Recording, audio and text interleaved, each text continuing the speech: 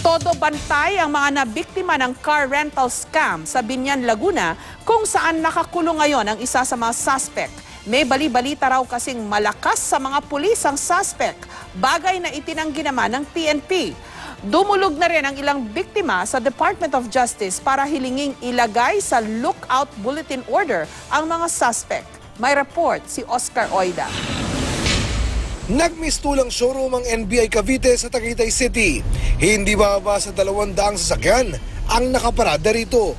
Pero lahat ng ito mula raw sa isang di umano'y car rental scam. Ang siste, aalukin ng mga suspect ang biktima na ipagkatiwala ang sasakyan sa kanila kapalit ang buwan ng bayad para sa pagrenta nito.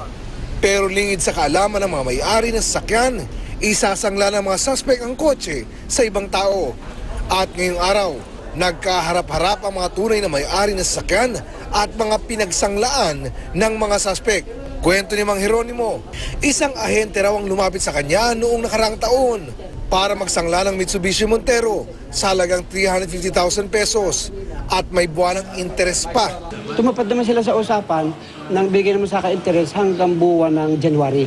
Lahat-lahat ang kinita ko, 200. Dahil nakumbinsi, 2 kotse pang naisangla ng ahente sa kanya sa halagang 400,000 pesos. Aminado rin ang ibang nabiktima na hindi na nila nabusisi kung saan galing ang mga sasakyan. Pero marami ang bigong makaalis, dala ang kanilang sasakyan.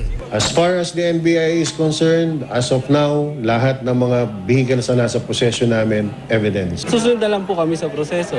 Pero pag hindi talaga, i-endorse lang po namin sa bangko.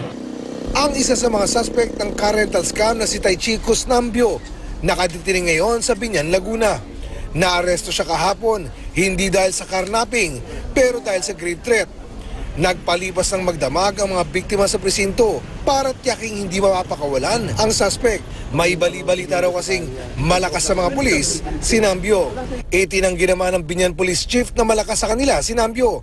6 na pulis Biñan din daw ang nabiktima nito. Sa hanin ng kapulisan, alam ko, marami akong nabiktima. Ako muntik na eh. Pero dahil nabiktima na ako kami noong nakaraan ng kabataan pa, sa pyramid scam, hindi ko pinatulan. Ang isa sa mga pulis Biñan, nangutang pa raw ng 300,000 pesos para sa isinangla sa kanyang avansa. Sinuko rin niya sa HPG ang sasakyan. Matagal kong pagbubunan sa loan yun eh. Siyempre, sinagad ko na yung sahod ko para lang makakuha nung akala ko okay yun pala. Bukod kay Nambio, tinukoy rin sina Rafaela Anunciacion at Lea Constantino Rosales na umuni nasa utak ng scam at nagsasangla ng mga sasakyan. Tinutugis na sila ngayon ng pulisya. Kaina sa Maynila, dumulog ang mga biktima ng car rental scam sa DOJ para ilagay sa lookout bulletin order sina Nambio, Anunciacion at Rosales.